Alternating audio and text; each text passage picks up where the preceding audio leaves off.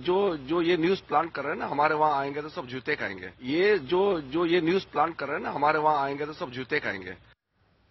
नमस्कार, मैं रविश कुमार। ये जो न्यूज प्लान कर रहे हैं ना, हमारे यहाँ आएंगे वो तो सब जूते खाएंगे। भारत के गृह राज्य मंत्री किरेन रिजिजू का ये बयान है। संवैधानिक पद पर बैठे व्यक्ति से न्यूनतम उम्मीद की जाती है कि उसकी भाषा शालीन हो। शालीन ना भी हो तो कम से कम लोकतांत्रिक हो। सामान्य लोग भी सचेत और अचेत रूप से जूता मारने की बात कर देते हैं, इसलिए कि जातिगत और सामंती भाषाई संस्कार हम सब में घुल मिल जाते हैं। होना यह चाहिए कि ऐसे संस्कारों से मुक्ति पाने के लिए सभी जीवन भर अभ्यास करते रहें। लेकिन जब आप मंत्री पद पर बैठकर, ताकत के पद पर बैठकर किसी को चुनौती देते हैं कि हमारे यहां आएंगे तो जूता खाएंगे, तो इसे विशेष रूप से नोटिस लेना चाहिए, क्योंकि तब यह धमकी भी होती है। बाकी भारत का तो नहीं कह सकता, लेकिन उत्तर भारतीय भाषाई संस्कार से आने के कारण बता सकता हूं कि जूता मारना, जूता खिलाना निहायत ही सामंती और जातिवादी गुरूर का शब्द है। इसका इस्तेमाल गरीब और जातिगत ढांचे में कमजोर लोगों के खिलाफ होता है। फिर इसका इस्तेमाल आपस में भी यार दोस्त एक दूसरे से ताकतवर होने का एहसास दिलाने के लिए कर देते हैं, सड़कों पे भी। मगर पूर्वोत्तर से आने वाले एक मंत्री की भाषा में यह तत्व कहां से आया? गृह राज्य मंत्री किरेन रिजिजू उस मंत्रालय में राजनाथ सिंह का हाथ बटाते हैं, जिसका काम है भारत की आंतरिक सुरक्षा व्यवस्था का संचालन करना। यह मंत्रालय भारतीय पुलिस बल से लेकर अर्ध सुरक्षा बलों का भी एक तरह से शीर्ष मंत्रालय है। चाहे जैसी भी छवि हो, लेकिन पुलिस हमारे मोहल्ले में संवैधानिक अभिभावक है। कम से कम हम पुलिस पर सवाल उठा सकते हैं कि वो संविधान और नियमों के अनुसार क्यों नहीं चल रही। जाहिर है यह सवाल हम राज्यों में मुख्यमंत्री और पुलिस प्रमुख से करेंगे और केंद्र में केंद्रीय गृह मंत्री और गृह राज्य मंत्री से करेंगे कि पुलिस की व्यवस्था क्यों खराब है। अब इस मंत्रालय के मुखिया का सहयोगी ही पुलिस पर भरोसा ना करके यह कहे कि जो लोग न्यूज प्लांट कर रहे हैं वो हमारे यहां आएंगे तो जूता खाएंगे, तो इसका क्या मतलब है? आखिर रिजिजू का जो ये हमारे यहां है, क्या वो संविधान व्यवस्था से सर्वोच्च है, जहां आपत्ति होने पर कानून से नहीं जूतों से निपटारा किया जाता है? अरुणाचल वेस्ट से ये सांसद हैं, इनके यहां जाएं जिन्हें डर नहीं लगता, ये क्या खिलाते हैं, पंतुआ या जूता? बिल्कुल इंडियन एक्सप्रेस की खबर से गृह राज्य मंत्री को आपत्ति हो सकती है, खबर भी गलत हो सकती है, लेकिन अगर वे अपने मंत्रालय पर ही भरोसा जताते, केस करते, नियमों की बात करते, जूता खिलाने के लिए आमंत्रित नहीं करते। मंत्री जी के इस वाक्य से दो समस्याएं हैं। उन्हें संवैधानिक पद पर रहते हुए सामंती और जातिगत शब्दावली का प्रयोग करने से बचना चाहिए। ऐसी गलती हम सब से हो जाती है। बेहतर है कि हमें इस गलती का एहसास हो। हमारे यहां आएंगे जूता खाएंगे बोलना मंत्री का नहीं, मोहल्ले का दादा टाइप सुनाई देता है। क्या मंत्री इस खबर की प्रतिक्रिया में किसी भीड़ को उकसा रहे हैं जो उनके यहां की है, जहां जाने पर जूते पड़ेंगे? दुनिया की सरकारें, भारत ही नहीं दुनिया की सरकारें, विरोधी नेता न्यूज प्लांट कराते हैं, मंत्री खुद न्यूज प्लांट कराते हैं, सूत्र भी न्यूज प्लांट कराते हैं।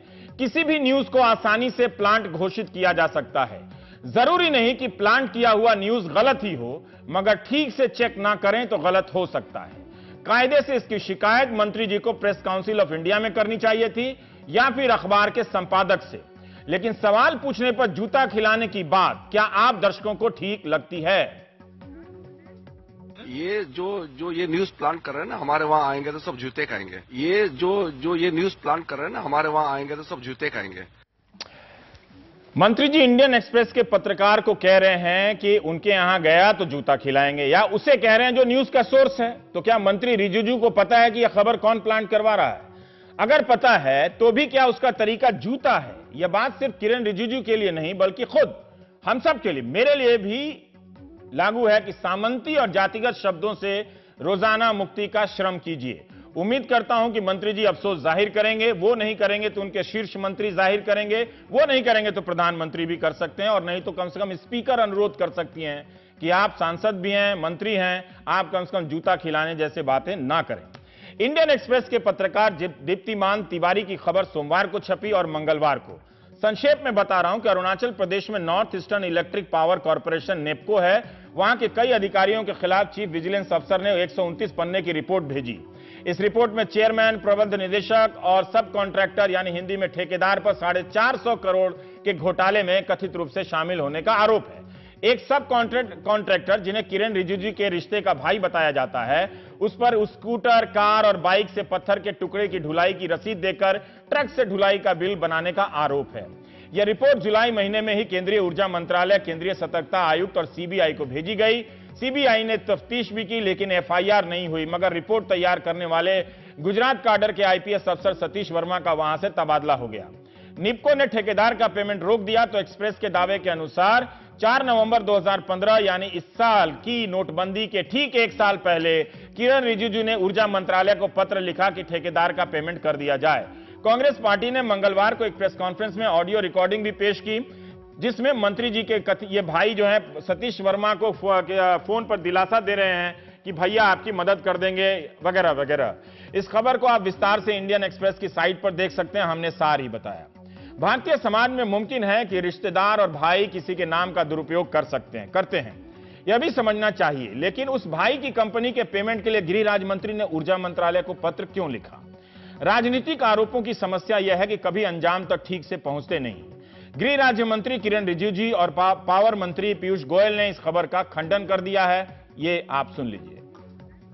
जब हम सांसद बने 2014 में फिर से, तो गांव वाला ने आके मुझे बोला कि सब कॉन्ट्रैक्ट का कुछ पेमेंट बाकी रह गया है, बाकी 60-70% पेमेंट हो गया, थोड़ा कुछ बच गया है, उसको देख दीजिए। तो मैंने वो लेटर को पीयूष गोयल जी को फॉरवर्ड किया। वही है, अगर उसमें घपला हुआ है, कैरेज में फॉल्स बिल्स था, घपला है, स्कैम है, करप्शन है, तो सारा कांग्रेस के समय में हुआ ना। तो कांग्रेस देश वालों से माफी मांगे। किरण रिजिजू जी की भूमिका इस पूरे मामले में संदेह के दायरे में है और उसके प्राइमा फेसी सबूत ये उपलब्ध है। एक दिन भी गृह राज्य मंत्री माननीय किरण रिजिजू जी को अपने पद पर बने रहने का अधिकार नहीं। पेमेंट में ना गृह मंत्री किरण रिजिजू का कोई हाथ था। उनकी चिट्ठी 9 नवंबर को लिखी गई। पेमेंट वही अधिकारी जिसका ब्यौरा कांग्रेस ले रही है, उसी अधिकारी के खुद के डिसीजन पे पेमेंट रिलीज हुई। 19 अक्टूबर को उस अधिकारी ने पेमेंट रिलीज करने का आदेश दिया और 4 नवंबर को पेमेंट रिलीज हुई। तो मैं समझता हूं कांग्रेस का खुद का पर्दाफाश हो। लोकसभा में मुझे नहीं बोलने दिया जाता, मैंने जनसभा में बोलने का रास्ता चुन लिया है। पार्लियामेंट में अगर ये मुझे बोलने दें, जो मुझे बोलने नहीं दे रहे हैं, 1 महीने से मैं कोशिश कर रहा हूँ। तो स्पीकर सुमित्रा महाजन ही प्रामाणिक रूप से बता सकती हैं कि कौन किसे बोलने नहीं दे रहा है। समस्या यह है कि बोलने और ना बोलने देने को लेकर हंगामा हो रहा है। दोनों सदनों की कार्यवाही स्थगित हो जाती है। सदन में दोनों ही आते हैं, प्रधानमंत्री दोनों सदनों में कुछ देर के लिए बैठते भी हैं, राहुल गांधी भी लोकसभा में आते हैं, फिर हंगामा होता है और बाहर आकर बोलने का मौका मिल जाता है कि संसद में बोलने नहीं दिया जा रहा है। संसदीय प्रणाली में सत्ता पक्ष और विरोधी पक्ष नियमों का हवाला देकर ऐसी रणनीतिक परिस्थितियां रच देते हैं कि कामकाज ठप हो जाता है। लोकसभा में सत्ता पक्ष के पास 330 से ज्यादा सांसद हैं, यानी लोकसभा में किसी भी नियम के तहत सत्ता पक्ष की हार हो ही नहीं सकती है।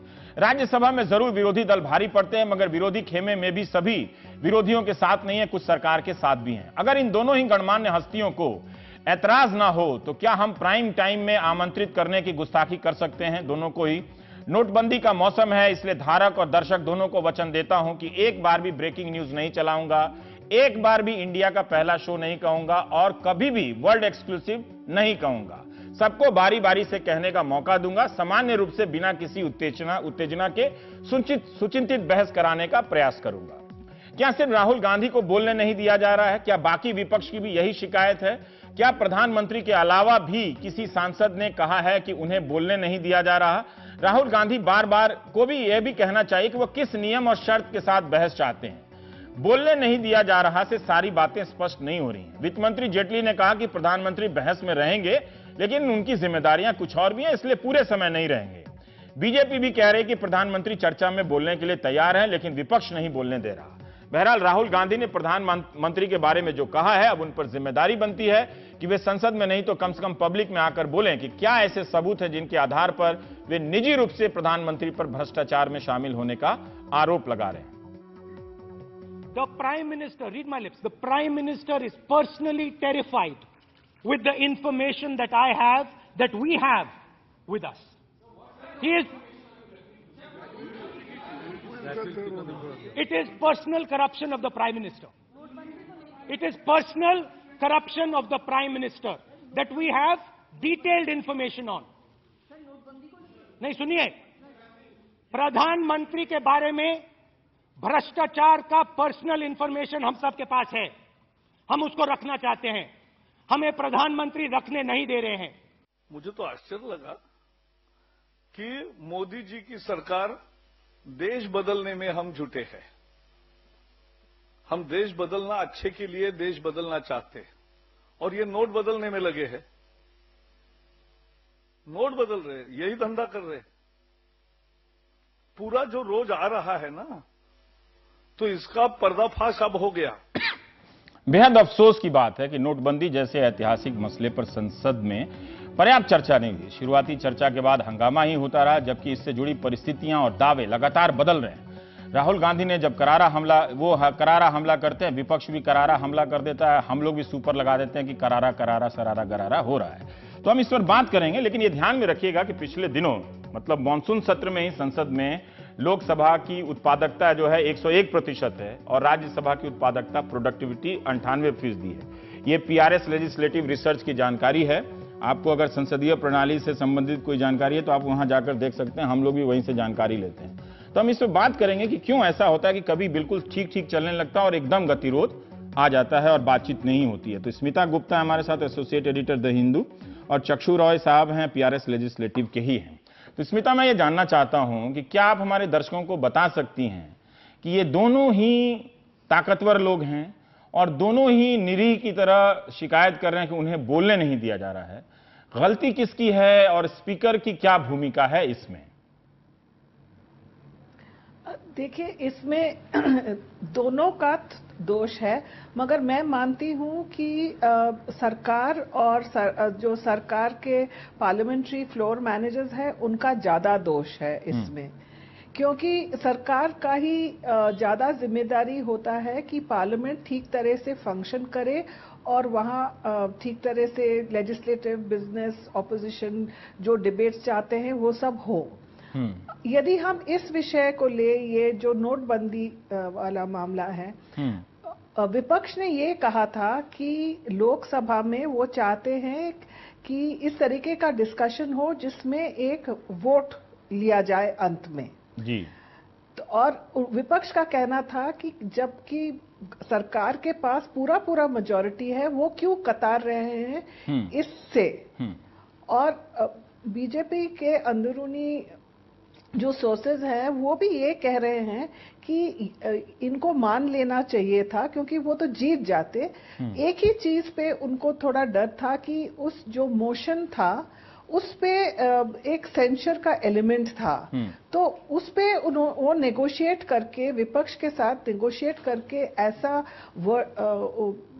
शब्दावली का यूज करते जिसमें उनको उतना मतलब नेगेटिव सरकार के लिए नहीं होता, मगर वो वोट मान लेते। दूसरी बात ये है कि ये कायदे से तो ये जो नोटबंदी का जो अनाउंसमेंट था वो रिजर्व बैंक के गवर्नर को करना था, मगर ये प्रधानमंत्री जी ने किया। तो विपक्ष का ये भी कहना था कि जब प्रधानमंत्री ने ही ये घोषणा की है तो प्रधानमंत्री को ही जवाब देना चाहिए। यदि रिजर्व बैंक के गवर्नर को करते तो फिर वित्त मंत्री उसका जवाब दे तो उससे वो मान जाते। लेकिन जब विपक्ष की तरफ से ये सुनने को मिलता है कि विपक्ष की सरकार तो तैयार है बहस में हिस्सा लेने के लिए और प्रधानमंत्री भी बोलेंगे, इधर उधर से भी बातें आती हैं कि पूरे समय ना रहेंगे लेकिन वो भी बोलने के लिए तैयार हैं, विपक्ष नहीं सुनना चाहता। ये विपक्ष क्या सारा विपक्ष है या सिर्फ कांग्रेस है इसमें? विपक्ष में अब तो आप देख सकते हैं कि 16 पार्टीज का एक सॉलिडेरिटी बना है, जिसमें कांग्रेस भी है, वामपंथी दलों भी हैं, एनसीपी भी है, राष्ट्रीय जनता दल, जेडीयू, तृणमूल कांग्रेस तो सबसे अग्रेसिव है इनमें। तो ज्यादातर इनमें ये लोग सब एक साथ ही है इस मामले पे।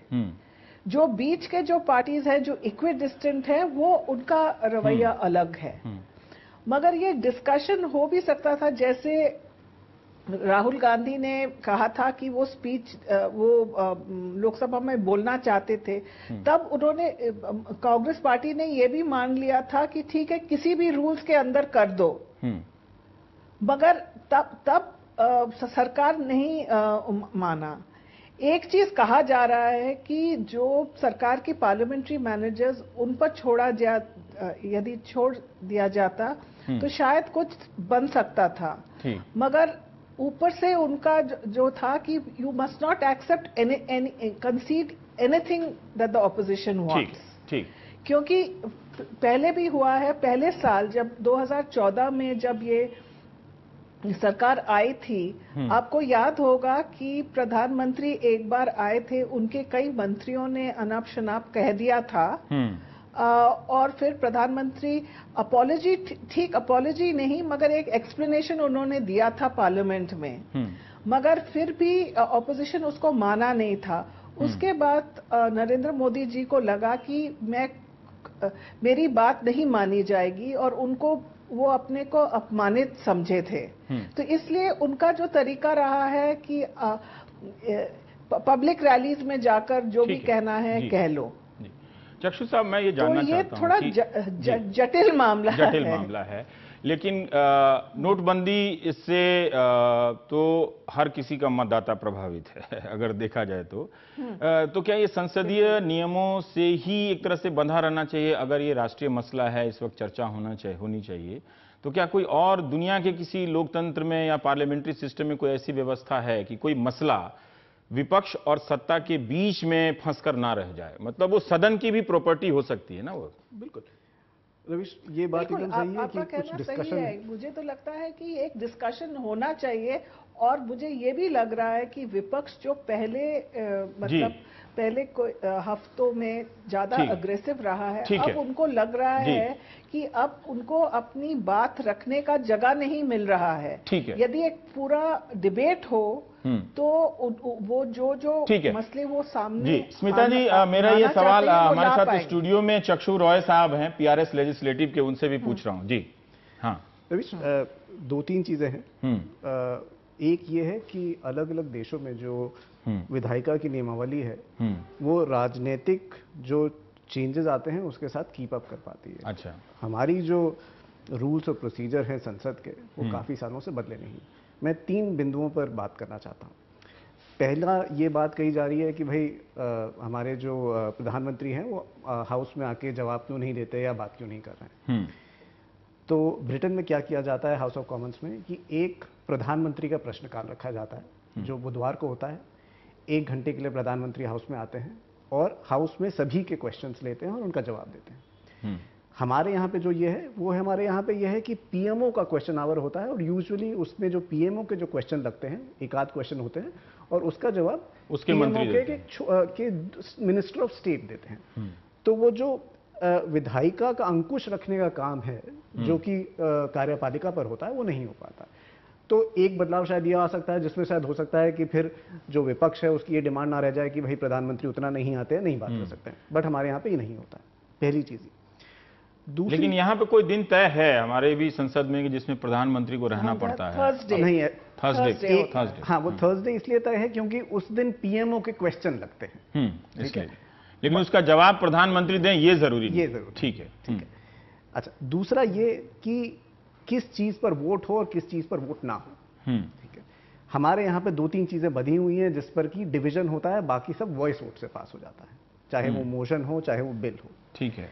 बाकी देशों में क्या है, हर चीज पर रिकॉर्डेड वोटिंग होती है, और हर चीज पर रिकॉर्डेड वोटिंग होती है तो आपको मालूम पड़ जाता है कि भाई कौन किस मत पर खड़ा हुआ है। मैंने अगर ऐसी व्यवस्था हो जाए कि जब भी बहस होगी उस पर वोटिंग होगी और उस पर कोई अपवाद नहीं होगा, तो इसमें एक मामले में वोटिंग को उसको बड़ा बना के कि उसमें सरकार हार गई तो उसकी नैतिक हार है या ये हार है, उसके बजाय हर मुद्दे पे सरकार की जीत या सरकार की हार, या उस मुद्दे की जीत या उस मुद्दे की हार की तरह से देखा जाए, ना कि सरकार की जीत सरकार की हार के रूप में। और हमारे देश में भी ऐसा, सिवाय कॉन्फिडेंस वोट को छोड़ के। ठीक। और हमारे देश में भी ऐसा हुआ है कि जब सरकार कोई मत हार जाती है तो ऐसा नहीं है कि सरकार गिर जाती है। मैं आपको 2 उदाहरण दूंगा।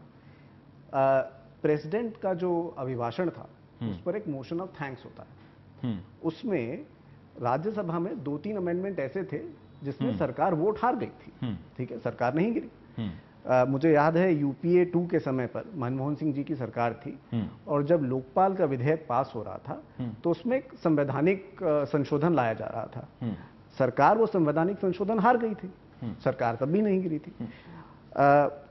जो हमारे वाइस प्रेसिडेंट हैं, उन्होंने काफी बार ये कहा है कि जो ये प्रक्रिया है जिसमें वोटिंग हो और उसके वजह से सरकार हार जाए, वो सिर्फ आप जैसा कह रहे थे एक ही चीज पर रखा जाए, जब नो कॉन्फिडेंस मोशन हो वही वाला वोट जब सरकार हारे तब सरकार गिरे, उसके अलावा। मैं एक सवाल करना चाहता हूं कि भारत की संसद की प्रणाली और कोई एक देश जिसके बारे में आपके पास जानकारी उपलब्ध हो, अगर कोई सांसद यही कह दे कि मैं इस सदन से नोटबंदी पर चर्चा की मांग करता हूं, जिसमें मैं चाहता हूं कि विपक्ष भी बोले और सत्ता पक्ष भी बोले, तो क्या ऐसी व्यवस्था वहां के सदनों में है, क्या यहां है, या यही कांग्रेस और बीजेपी ही मिलकर तय करेंगे कि बहस होगी या नहीं होगी, या फुटबॉल बाहर खेला जाता रहेगा? ये प्रक्रिया हमारे यहाँ पे भी है और दूसरे देशों में भी है। फर्क सिर्फ ये है कि जो हमारे यहाँ की प्रक्रिया है उसकी जो उसका जो दायरा है वो दोनों पक्ष बैठ के तय करते हैं, और वो दोनों पक्ष बैठ के ऐसा तय करते हैं कि अगर उसमें आपस में मेल नहीं बैठता है तो डिस्कशन नहीं होता है। बाकी जगह पे ऐसा नहीं होता है। बाकी जगह पे ये होता है कि भाई अगर आपने नोटिस दिया है और वो नोटिस एक्सेप्ट हो गया तो उस पर डिस्कशन चालू हो जाती है, और इसका एक रीजन है। उसका रीजन ये है कि जो हमारे यहाँ पे डिबेट होते हैं वो पॉलिटिकल लाइंस पे डिवाइडेड होते हैं और एक एंटी डिफेक्शन लॉ है, विप इशू हो जाता है। तो जब विप इशू हो जाता है तो आप अपनी पार्टी के लीडर हैं, स्मिता जी अपनी पार्टी के लीडर हैं, आप दोनों डिसाइड करेंगे कि क्या डिबेट होगा और क्या सबकी लाइन क्या सबकी लाइन रहेगी। तो उसमें जो 545 सांसद हैं उसमें 545 मत ना होकर दो दलों के मत आते हैं जो उनके अध्यक्ष द्वारा तय किए जाते हैं। अब जब सिर्फ दो ही लोगों के मत होते हैं उसमें, बाकी सब लोग रबर स्टैंप हो जाते हैं, बोलने का अभ्यास करते हैं एक तरह से, उसके दाएं बाएं थोड़ा इधर उधर लाइन लेके। तो डिस्कशन क्या रह जाता है, क्या वाद और क्या विवाद। ठीक है, तो जो संसद हमारी है जहां पे आइडियाज आने चाहिए, जहां पे डिस्कशन होना चाहिए, वो एक रबर स्टैंप प्रणाली रह जाती है। मुझे मालूम है आपके पास कितने नंबर है, आपको मालूम है मेरे पास। अब मुझे आप दोनों से जानना चाहता हूं कि इसमें स्पीकर की क्या भूमिका होना चाहिए। देखिए, दो बड़ी हस्तियां, प्रधानमंत्री कह रहे हैं उनको बोलने नहीं दिया जा रहा है, राहुल गांधी कह रहे हैं उनको बोलने नहीं दिया जा रहा है, तो अगर दुनिया के बाकी देशों के स्पीकर की क्या भूमिका होती है, हमारे स्पीकर की क्या भूमिका होनी चाहिए? वो क्यों चुप है? मतलब देखिए, जो संसद चलाने की जिम्मेदारी है वो स्पीकर के पास है। स्पीकर के पास कुछ रूल हैं जिसमें कि स्पीकर के पास डिस्क्रिशन है और कुछ रूल हैं जिसमें स्पीकर के पास डिस्क्रिशन नहीं है। ठीक है, समझ गया। हाँ, अब जब स्पीकर एक राजनीतिक वाद विवाद में फंस जाते हैं तो स्पीकर हाउस नहीं चला सकते। ठीक है, क्योंकि ये जो राजनीतिक वाद विवाद है उसकी आम सहमति राजनीतिक पार्टियों के बीच में बननी है। स्पीकर आम सहमति नहीं बना पाते हैं। ठीक है, तो पहला तो ये हो जाता है। अब जब स्पीकर आम सहमति नहीं बना सकते हैं, वो ऑल पार्टी मीटिंग बुला सकते हैं, कन्वीन करा सकते हैं, बट जब वो कंसेंसस नहीं बनता है और वो बाईपार्टिजन, उनका कोई वीटो नहीं होता कि मेरा फैसला है, हाउस मेरा है। नहीं, क्रिकेट मैच में रेफरी खड़े होकर देखता है और ये देखता है कि गेम कैसा चल रहा है और ठीक से खेला जा रहा है कि नहीं खेला जा रहा है। ठीक है, स्मिता जी, मैं थोड़ा आपसे जानना चाहता हूं कि इसमें कम से कम स्पीकर को एक संवाद, एक कुछ तो व्यवस्था देनी चाहिए कि उनकी तरफ से क्या पक्ष है, कौन दोषी है, कौन सही बोल रहा है या कौन गलत बोल रहा है। जी देखिए, ये जो करंट स्पीकर है, अब जो विपक्ष के लोग कहते हैं कि वो बहुत ही मतलब अपने को जो वो पहले तो भाजपा में थी तो वो भाजपा का पक्षधर हो गई है। ये तो सारे स्पीकर के बारे में कहा जाता है, कह दिया जाता है, ये तो आसान है कहना। ठीक है, लेकिन फिर भी मैं जानना चाहता हूँ। मैं आपको उदाहरण दे रही हूँ, ये छोड़ दीजिए छोटी छोटी बातें जो समझो कोई संसद में कुछ कहे, आप इधर यदि इस पार्लियामेंट का रिकॉर्ड्स देखेंगे, आप देखेंगे कि कितने बार उन्होंने जो विपक्ष ने कुछ कहा होगा जो सचमुच अनपार्लियामेंट्री नहीं है, उसको भी वो कैंसिल कर देती है, रिकॉर्ड से निकाल देती है। और इसमें विपक्ष ने बहुत बार ये मामला उठाया है। और यदि हम इस डिस्कशन की बात ले, इसमें स्पीकर का रोल है। स्पीकर यदि दोनों पार्टीज नहीं अग्री कर रहे हैं, वो एक डिसीजन ले सकती है कि नहीं, आप डिस्कशन कीजिए और वोटिंग के मामले, ये वोटिंग चाहते हैं तो she should speak to the government, तो उसका एक रोल रहता है। मगर हर स्पीकर एक तरह का नहीं होते हैं। कई स्पीकर्स बहुत स्ट्रांग होते हैं, जैसे सोमनाथ चैटर्जी, वो बड़े स्ट्रांग थे, तो वो इतना पक्षपात नहीं करते थे, क्योंकि ये जो जिस चेयर पे आप बैठे हैं वो तो हम नहीं कह सकते, पर हमको भी है। नोटिस आ गया। हाँ। आपने स्पीकर के बारे में कहा आजकल नोटिसों का दौर है।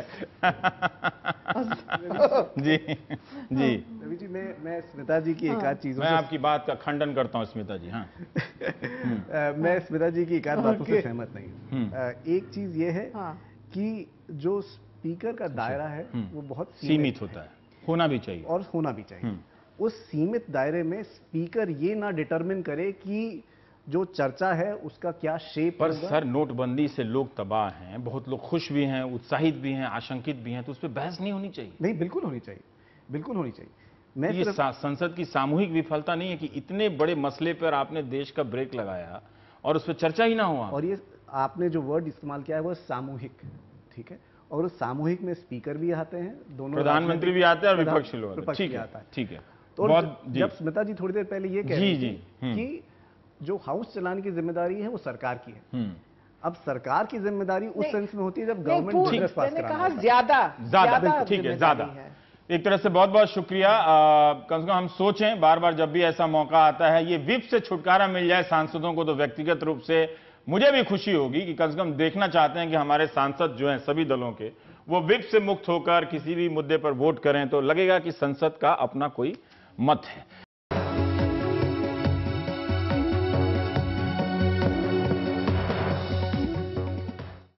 नोटबंदी के लिए गरीब और आम लोगों से कहा जा रहा है कि वे कैशलेस सिस्टम अपनाएं, क्योंकि यही देशभक्ति की नई वैरायटी है।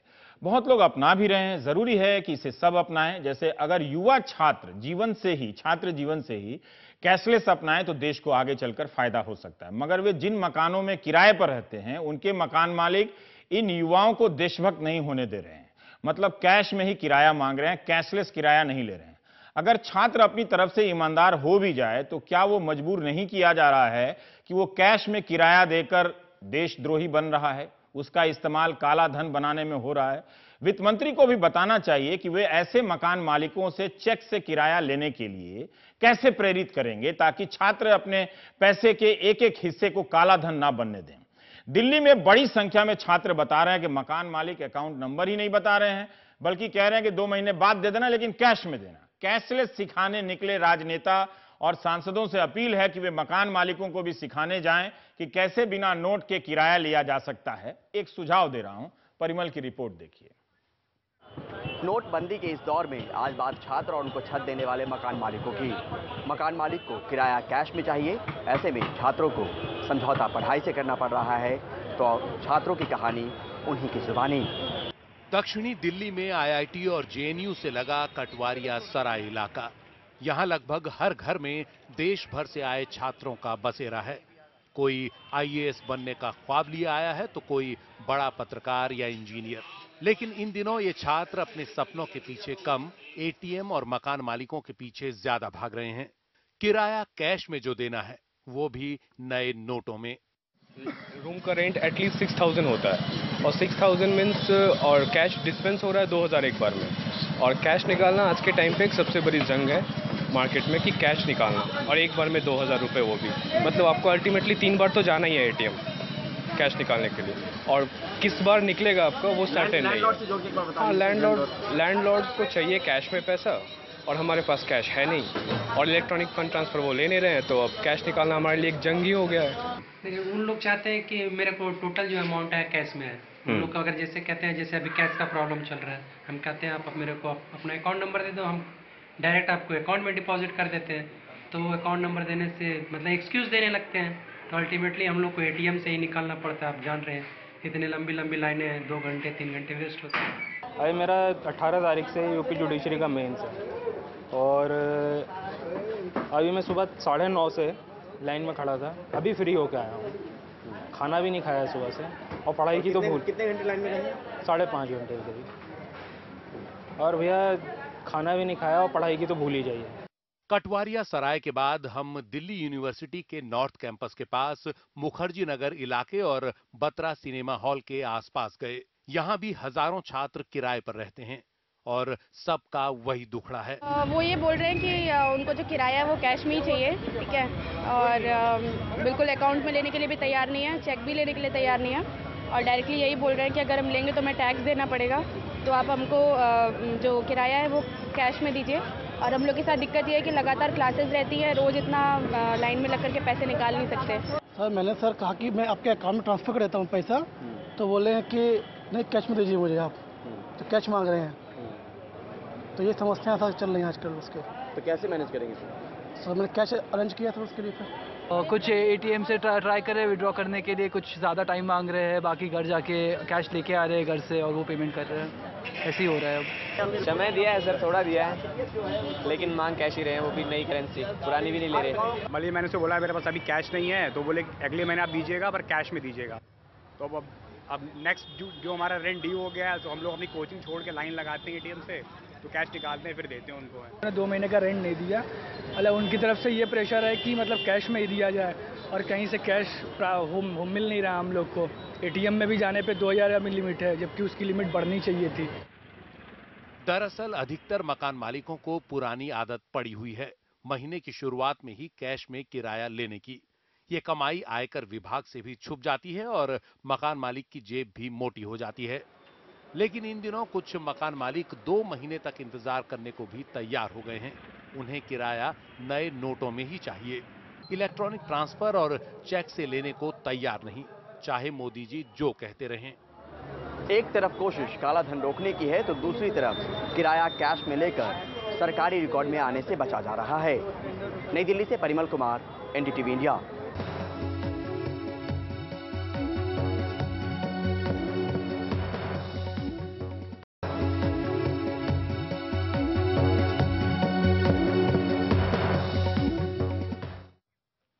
इधर पूरा देश पाकिस्तान से आने वाले नकली नोटों से मुक्ति पाने के लिए परेशान है। बलिदान मुद्रा में कतारबद्ध है। उधर गुजरात के भुज में क्राइम ब्रांच ने छापे मारकर 500 के नकली नोट छापने की स्याही, रंग, कलर प्रिंटर वगैरह वगैरह जब्त किया है।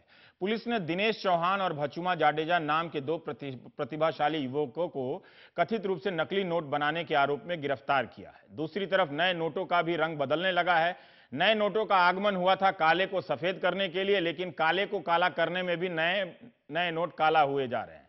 किसी को 2000 भी मयस्सर नहीं है, मगर किसी के गुसलखाने में नए पुराने नोटों की गड्डियां सीलन की निगाह से बचाकर रखी जा रही हैं। तभी काले धन वाले कतार में नहीं दिखते हैं, बल्कि उनके बिस्तरों के नीचे नए नोटों की गड्डियां कतार में खड़ी हैं। हमें तो पता ही नहीं चला कि ये कब चले गए। क्या आपने कभी किसी को देखा बड़े बड़े बैग लेकर किसी ब्रांच में जाते हुए, वहां से निकलते हुए? क्योंकि करोड़ों लोग 8 नवंबर से घंटों बैंक की कतार में हैं। क्या किसी के निगाह इन हुनरमंदों पर पड़ी? क्या लोगों ने लाइन में आंखें ही बंद कर ली थी कि पता नहीं चला कौन बोरी में नोट लेके गया और 2 बोरा लेके निकला? काश नोटबंदी के दौर में कोई उम्दा शायर होता। बरामद आमद नहीं है, मगर बरामद तोहमत तो है। सवाल है किस पर? आयकर विभाग ने करोड़ों रुपए, सैकड़ों करोड़ रुपए पकड़ने का दावा किया है।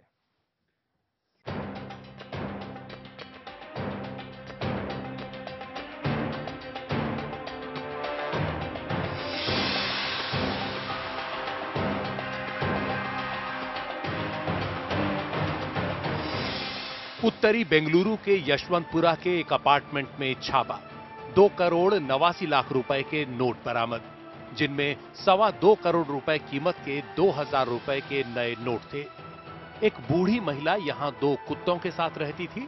छापे से पहले उसने आयकर टीम पर अपने कुत्ते छोड़ दिए। ऐसे में अंदर घुसने के लिए पुलिस बुलानी पड़ी। एक व्यक्ति को हिरासत में लिया गया, जिसने माना कि बरामद पैसे का कोई हिसाब नहीं है।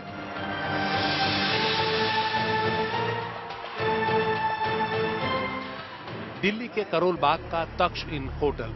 पुलिस को जानकारी मिली कि कुछ हवाला ऑपरेटर बड़ी मात्रा में पैसा दिल्ली से मुंबई पहुंचा रहे हैं। इनकम टैक्स और क्राइम ब्रांच ने मिलकर छापा मारा। 5 लोग पकड़े गए, जिनके पास 3 करोड़ 25 लाख रुपए के पुराने नोट मिले। ये नोट मुंबई में 2 हवाला डीलरों के पास जाने थे। ये दोनों इन पुराने नोटों को नए नोटों में बदलने का काम कर रहे थे।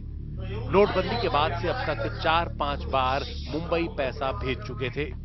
नोटों की पैकिंग कुछ इस तरह से की गई कि एयरपोर्ट पर एक्सरे मशीन से गुजरे तो पता न चले। पैकिंग में तार और खास तरह की टेप का इस्तेमाल किया गया था। पैकिंग के लिए 2000 रुपए दिहाड़ी पर लोग रखे गए थे। 10 पैकेट ले लिए 500 के और उसका एक बंडल बना दिया, उसको उसकी टेपिंग कर दी, एक बॉक्स जैसा बन गया वो। उसके बाद उसमें जो लैंडलाइन टेलीफोन होता है उसकी केबल, उसकी खास तरह का उसका एक पिन होता है, वो एक पिन ऐसा रख दिया कि वो ऐसा दिखे कि जैसे वो उसके अंदर टेलीफोन ले जा रहे हैं। तो अगर जब हाईलाइट होता था तो वो पिन हाईलाइट होता था, और अगर कोई पूछता था सीआईएसएफ का आदमी ये क्या है, तो कहता था ये हम टेलीफोन ले जा रहे हैं लैंडलाइन दिल्ली से बम्बई। चंडीगढ़ में एक कपड़ा व्यापारी के यहां प्रवर्तन निदेशालय ने छापा मारा। 2 करोड़ 18 लाख रुपए के नोट बरामद हुए, जिनमें से करीब 18 लाख के नए नोट हैं। शक है कि ये पैसा हवाला का हो सकता है।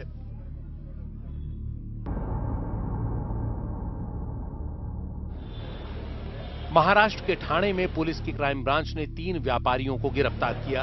ये तीनों 1 करोड़ 40 हजार रुपए के नए नोट बदलवाकर एक इनोवा गाड़ी में जा रहे थे।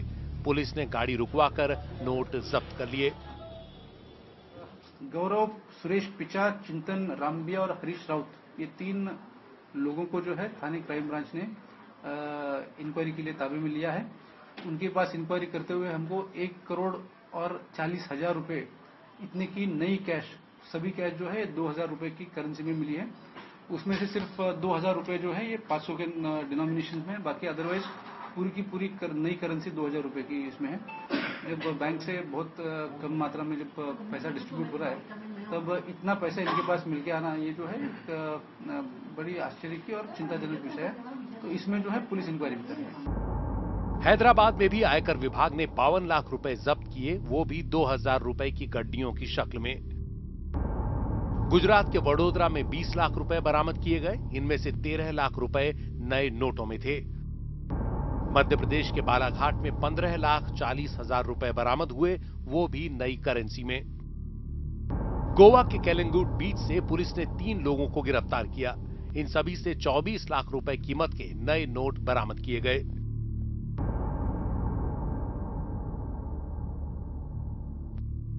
छत्तीसगढ़ के रायगढ़ में एक व्यापारी के घर छापे में 14 लाख रुपए के नए और पुराने नोट बरामद किए गए। पुलिस को इस व्यापारी के घर से 18 डेबिट और क्रेडिट कार्ड समेत कई बैंकों की करीब 50 पासबुक भी मिली हैं। नोटबंदी के बाद से अब तक कम से कम 250 जगह छापे मारे जा चुके हैं। कई जगहों पर करोड़ों की कीमत के 500 और 2000 रुपए के नए नोट बरामद हो रहे हैं। सवाल यह है कि क्या बैंकों के अधिकारियों की मिलीभगत के बिना नए नोट भारी संख्या में कालाबाजारियों तक पहुंच सकते हैं?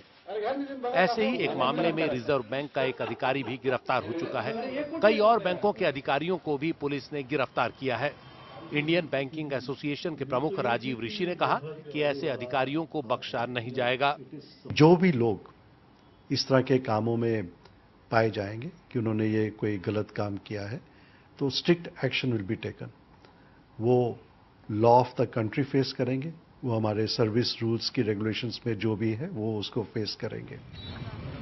जिस तेजी से छापों में भारी मात्रा में नए और पुराने नोट पकड़े जा रहे हैं, उसे देखते हुए सवाल खड़े हो रहे हैं कि क्या बैंकिंग व्यवस्था को चुस्त दुरुस्त किए बिना सरकार ने नोटबंदी की ये पूरी कवायद आनन फानन में शुरू की थी?